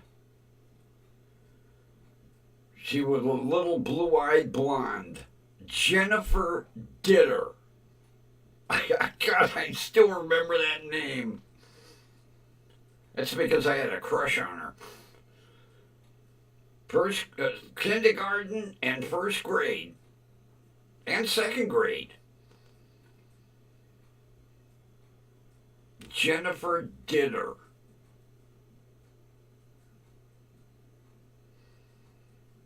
And then she moved. Damn it. God, the shit I remember. Can't remember yesterday, but I can remember the girl I sat next to in kindergarten, first and second grade. Or did she move in third grade? I think she moved after third grade. Good old Jennifer Ditter. She always had these prissy little dresses.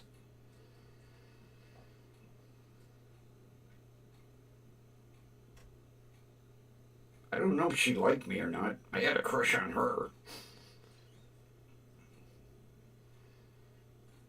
Mom always had her in pigtails. She looked like the girl from Brady Bunch.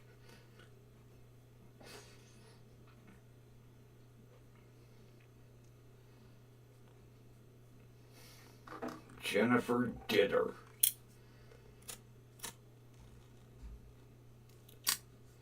Ditter. I still remember how to spell it.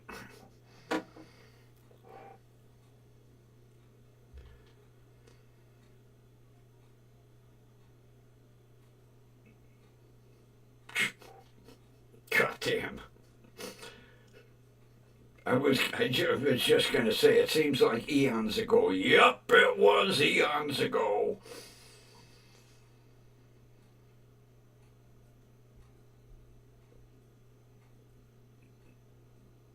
Billy Crossman pulled your pigtail.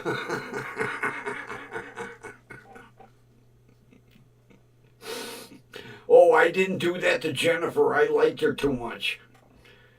Some of the other bully boys did, but not me. I was her protector. Don't do that. You'll hurt her.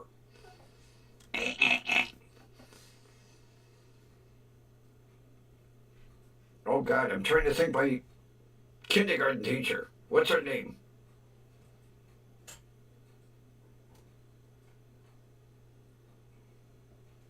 Oh, God, I can't remember my kindergarten teacher's name. Oh, Miss Colodzi. Holy shit. Miss Colodzi. The boys would be pulling her. Miss Colodzi, he's pulling her pigtails.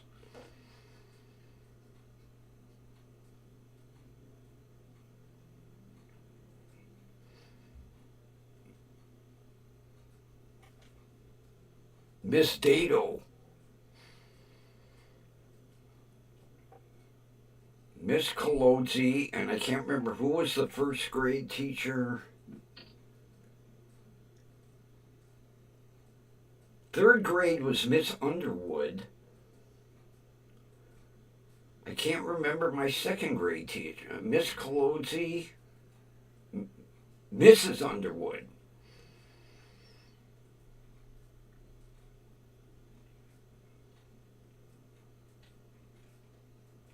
I can't remember my second grade teacher. Evidently, she didn't make a big impression on me.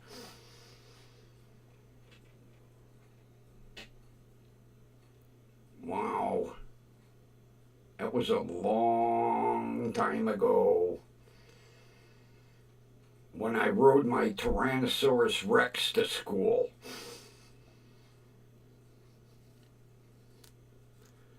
Oh, I can't.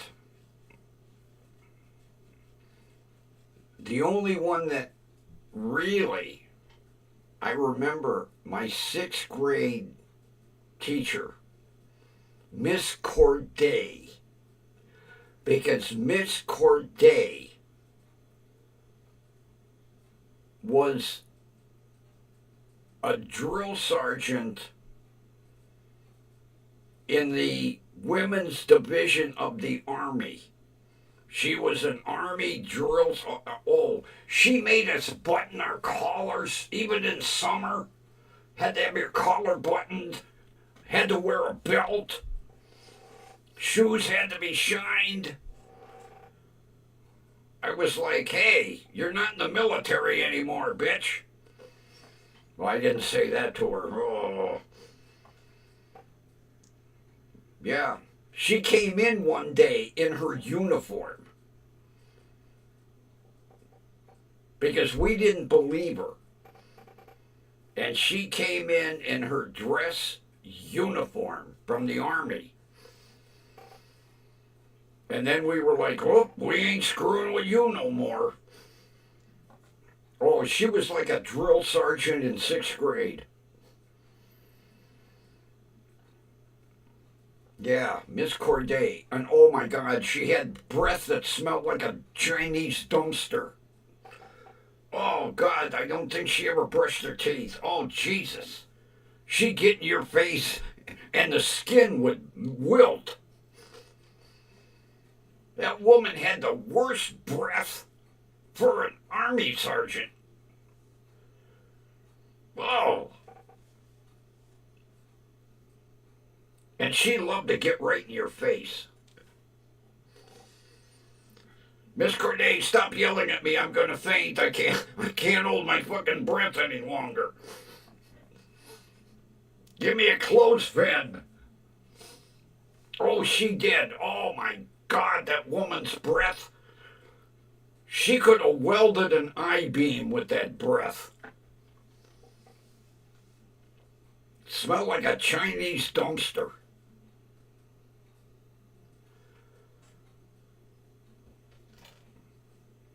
I wanted to go like, hey, don't you know what this is? It's toothpaste. Use it. Here, I'll buy you some mouthwash too. Oh, God.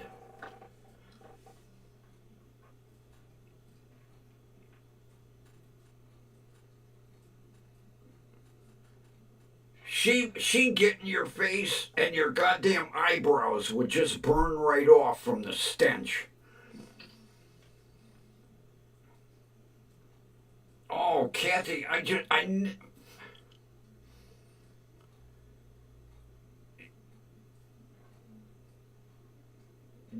didn't you learn any goddamn hygiene in the Army? It's like once she got out of the Army, fuck brushing my teeth. Nobody looking over my shoulder. Walk past the Chinese dumpster and go, hey, Miss Corday's around here somewhere.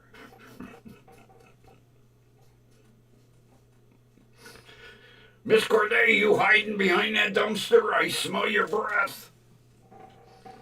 Oh, it's the dumpster. Oh, well, one and the same. Oh, God. I remember that well. Oh. And then, schools didn't have air conditioning back in the day. We were lucky to have a fan. Button your collar. It's 90 degrees out. Button your collar. And get this, if one of the boys forgot to put a belt on, she had this gnarly hunk of rope that you had to wear the whole day in your pants. She must have got it off some old World War II Army Jeep. Put this on and tie it.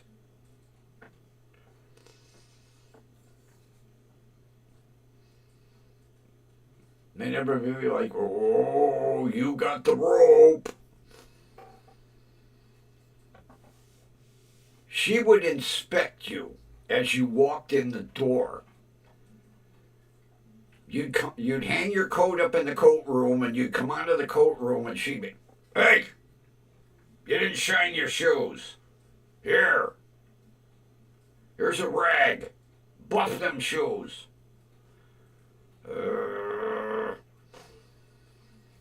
Where's your belt?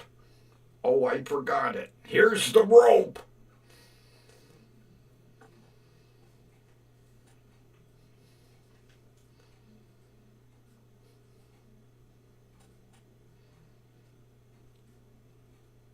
Oh God, yeah, I remember the days when women wore girdles.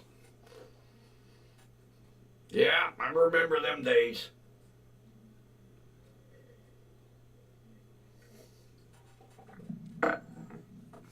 And nylons with seams up the back.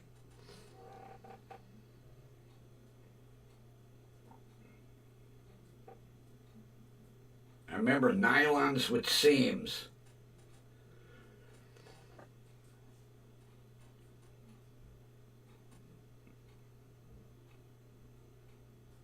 Because one of the teachers would walk down the hall and go, look, her seams are all crooked. Not Miss Corday. Oh. And she wore fucking military shoes.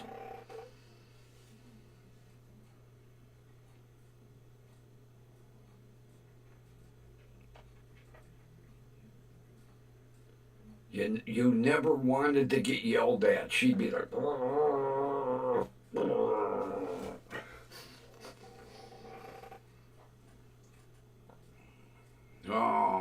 those were the days.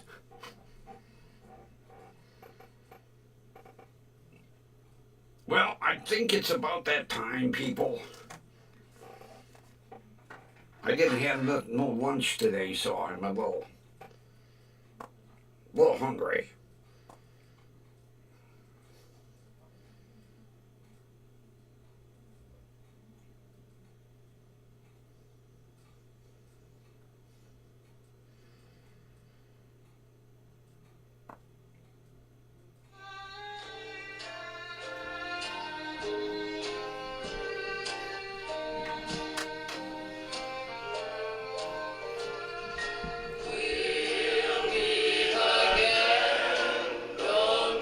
We know where, right here. WDWL TV. All right, everybody. Have a wonderful rest of your evening. It was fun remembering, well, everybody except Miss Corday. She had vulture breath. I just thought of that, vulture breath. All right, everybody. Have a wonderful rest of your evening, and we'll see you tomorrow. Vulture breath.